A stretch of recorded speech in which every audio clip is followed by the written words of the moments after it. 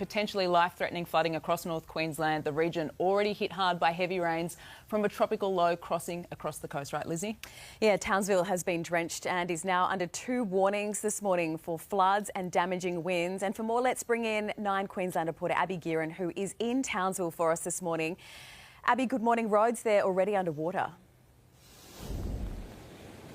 Good morning, Lizzie. That's right. Authorities are describing this as a significant weather event and one that is rapidly evolving. This is Upland Weir in Townsville this morning. It is under a major flood warning, as is the Ross and Bowley rivers. That's expected to ramp up from this afternoon as this significant rainfall increases across the day. It's also because controlled dam releases have now begun upstream at the Ross River Dam due to the sheer amount of water that this region has received over the past 24 hours. We've seen some rainfall totals rolling in this morning of more than 300 millimetres in the past 24 hours in parts of this city. The severe weather warning that the Weather Bureau issued for this region has been updated again just in the past hour. It now extends from Babinda, which is just south of Cairns, down to Townsville. That is for 6 hourly rainfall totals of up to 220 mils in some parts, and 24-hour rainfall totals of up to half a metre. That's expected to persist for the next 3 to 4 days, and it's all because of this tropical low which is just hanging off the North Queensland coast at the moment. It is incredibly slow moving, and the concern is that the worst is yet to come because much of that system actually remains offshore at the moment. What we are seeing across this region is a number of emergency alerts. There is one in place for Townsville right now. Residents are being told to prepare to leave their homes as this situation escalates throughout today, and an evacuation centre has now opened. There is also one in place for South Johnston, which is in Innisfail. Residents there are being told to leave now because the situation is escalating so rapidly there. There has also been a third alert issued just in the past hour for Marillion, which is on the Cassowary coast. They are expecting localised flooding there this afternoon as well. Guys, it's worth noting that it is almost 6 years to the day since the devastating 2019 flood event that ripped through Townsville. Locals here are incredibly resilient when it comes to our weather, but there is definitely a sense of anxiety around this region at the moment as to what's to come. And as the rain continues to get heavier, there is certainly a bit of nerve about that. Absolutely. Abby Gearin there for us in Townsville. And I want to bring in Senior Meteorologist Dean Narramore at the Weather Bureau this morning. Dean, what are the latest figures on the rain forecast, especially for that area that we're talking about?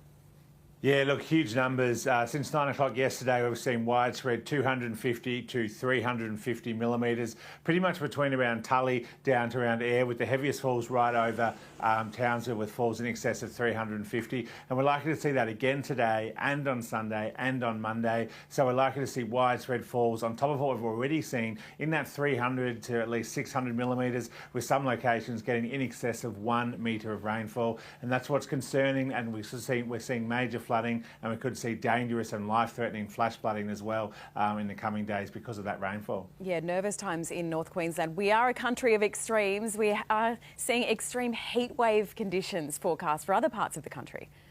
Yeah, that's right. Every state and territory except the ACT and Queensland looking at severe to locally extreme heat wave conditions through WA, SA and especially through Tasmania and Victoria starting today, with temperatures right across much of the country in the high 30s to low 40s, getting up into the high 40s through WA, and places like Melbourne and Hobart even looking at a few days in the 30s, high 30s for Melbourne, the hottest few days since 2014, I think, with 3 in a row of 38 and above. OK, Dean Narramore there from the Bureau of Meteorology. French troops lowered their flag from a base in Chad on Friday, marking the end of France's military presence in the Central African nation after nearly 70 years.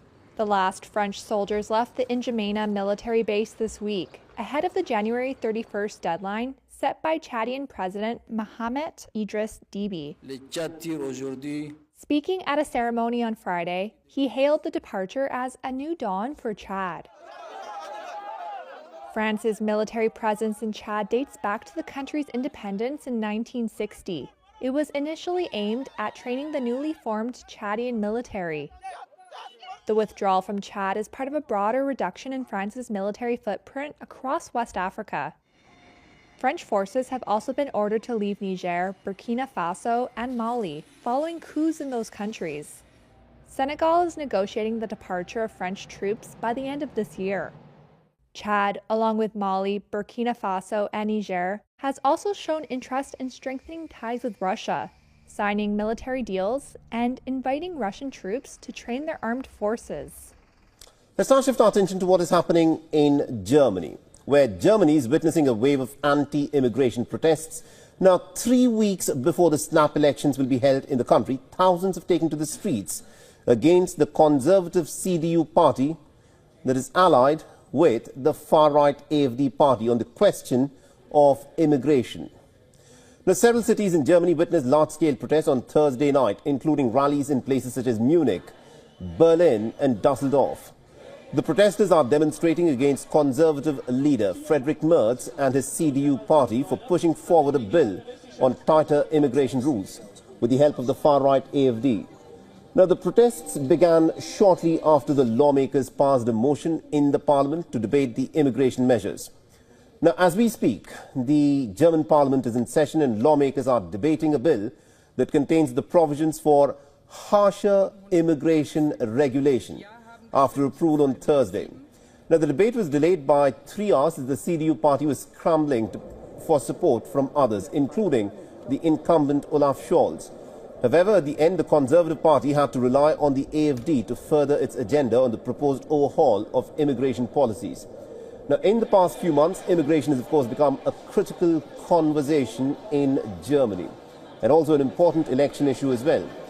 The early elections are scheduled to be held on the 23rd of February after a three-way coalition led by Chancellor Olaf Scholz collapsed in November and lost a no-confidence vote. National leaders are preparing right now to possibly sue the state over a new law they say is very dangerous as an overstep. It would send lawmakers to prison for trying to protect illegal immigrants. WSMV's Brendan Tierney has reaction from people on both sides of this issue. This bill, waiting to be signed into law, punishes any elected official with up to 6 years in prison for voting in favor of any sanctuary city legislation. This is a gross escalation. Metro Law Director Wally Dietz says he has major concerns about the Republican proposal that he says violates hundreds of years of constitutional rights. It is unprecedented, and it's a totally different situation, and also the threat of removing from office for a legislative vote. The bill that passed the House and Senate yesterday would charge any city or county leader with a felony for trying to stop ICE agents. They would be breaking the law at that point. There are already state laws to prevent Tennessee cities from becoming sanctuary cities. But bill sponsor William Lambreth says they need to make sure lawmakers didn't try to help illegal immigrants. If there's an illegal immigrant in this state, we are going to welcome in President Trump's administration and federal agents to deport especially those violent criminals that are here illegally. The Metro Council Immigration Caucus released a statement simply saying, "See you in court." Our democracy depends on elected officials who listen. Councilmember Terry Vo says they're going to fight to make sure everyone who lives in Nashville is protected and not allow their voices to be silenced. Easiest felony in the world to avoid, don't set up sanctuary cities. Wally Dietz says he's working with multiple different groups and considering all options on the table once this bill is signed by the governor. At City Hall, Brendan Tierney, WSMV4. Taiwan is banning public sector workers from using China's open source AI model, DeepSeek. The Digital Affairs Ministry cited possible data leaks as a national security risk. DeepSeek's launch in January gained much attention from the tech industry worldwide. It also raised concerns about data security as the company stores data on Chinese servers.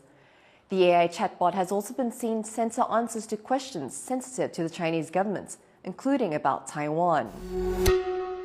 Iran says it now has drones that can fire precision strike missiles enhanced with artificial intelligence.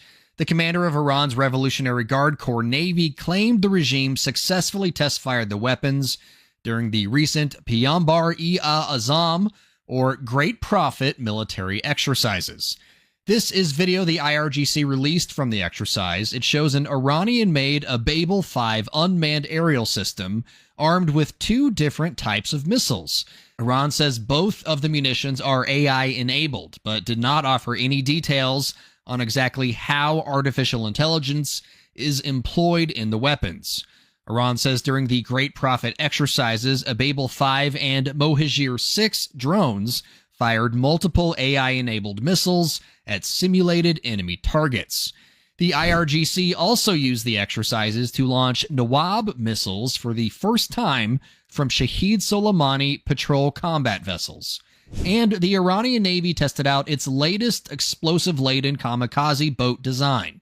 The commander of the IRGC's Navy said the drills helped safeguard national infrastructure like gas and petrochemical plants, nuclear power facilities, as well as oil platforms and refineries.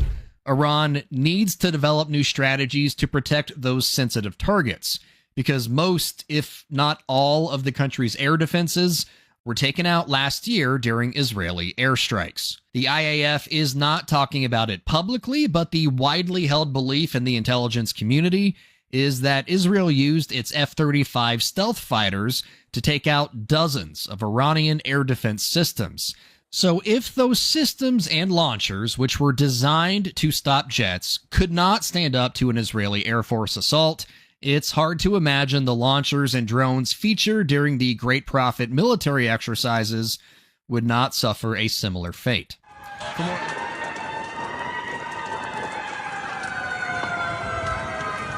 She's still hanging.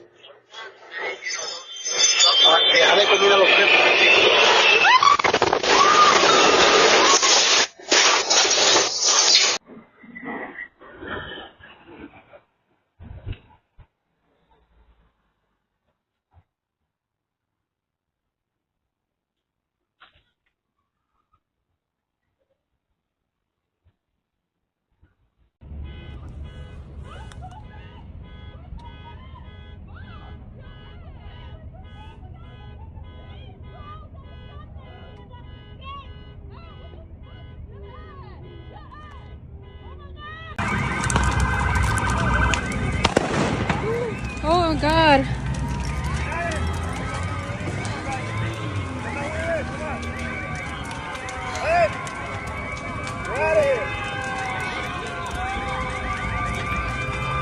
Oh my God.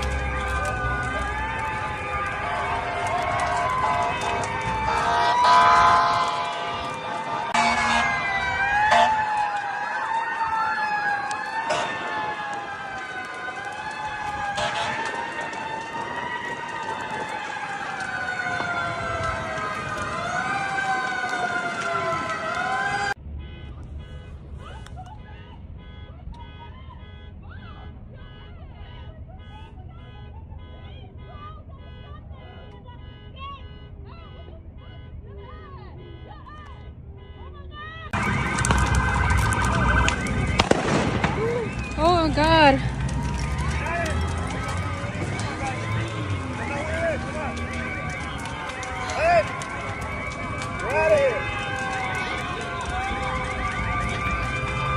Oh my God.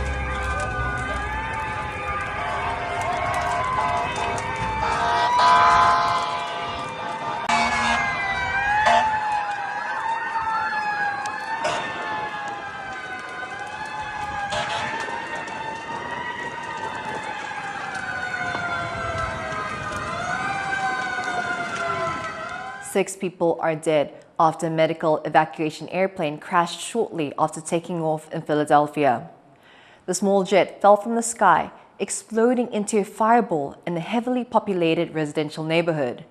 The 4 crew members, a patient and their mother all died in the crash. Another 6 people on the ground were injured. It marks the second aviation disaster in the U.S. this week. President Trump has signed an order that will review federal aviation hiring and safety decisions in response to the crash. The memo states the Biden administration egregiously rejected merit-based hiring, requiring all agencies to implement dangerous diversity, equity, and inclusion tactics, and specifically recruiting individuals with severe intellectual disabilities in the FAA. Mr. President, to be clear, are you saying race or gender played a role in this tragedy? It may have. I don't know. Incompetence might have played a role. We'll let you know that. But we want the most competent people. We don't care what race they are. We want the most competent people, especially in those positions. And, you're talking about extremely complex things. And if they don't have a great brain, a great power of the brain, they're not going to be very good at what they do, and bad things will happen. Trump has also named a new FAA commissioner. Christopher Rochelot is an Air Force veteran who's been with the agency for 22 years. He did previously serve as the deputy administrator of the FAA and was the chief operating officer of the National Business Aviation Association. Jason Chaffetz with me this morning. Everybody seems to be caving to Trump, except to Canada, which now says, hey, you impose those tariffs and we're going to respond forcefully. Yeah, if they didn't learn a lesson of the Colombia lesson, then they ought to pay attention. Like, what is Donald Trump fighting for? He's fighting for America. He's fighting for the United States. He's fighting for equality, essentially. Don't run roughshod over the United States. Don't split us in two. Treat everybody the same, and you will be just fine in the United States. But if you're going to take advantage of people, if you're going to suppress the conservatives and Republicans, if you're going to go after people, guess what? Life's going to be difficult for you. Treat us fairly, treat us equitably, and you'll be just fine. But it's all negotiation, really, isn't it? Oh, well, look, I mean, he carries the biggest stick. Yeah. He does know how to negotiate, but he's right, and he has the support and the mandate of the American people. That's the most important thing. Nobody, you're right, would be afraid of Kamala Harris. Donald Trump? Yeah, he's probably willing to go to the mat and make your life very difficult. Let's see. We'll find out today. Because the Canadians have said, we're going to do this. You impose those tariffs, and we're going to do this, and you're not going to like it. Next, the ball is now in Trump's court. What are you going to do? Yeah, that's right. Saturday, those tariffs are coming.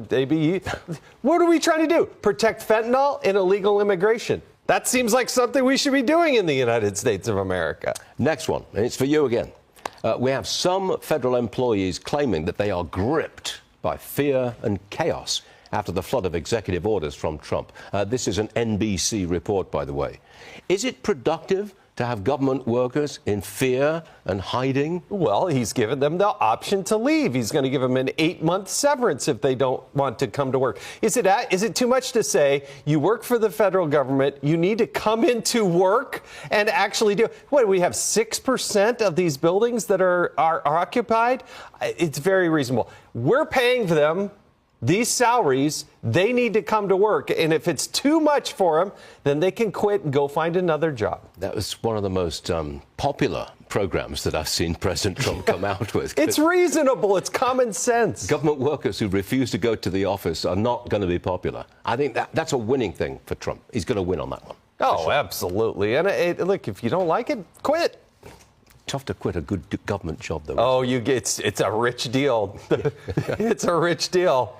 I used to live in Hong Kong, and they call a government job there a golden job because it always pays off very well. Right. Anyway, stay with me for the hour, please. Thank you.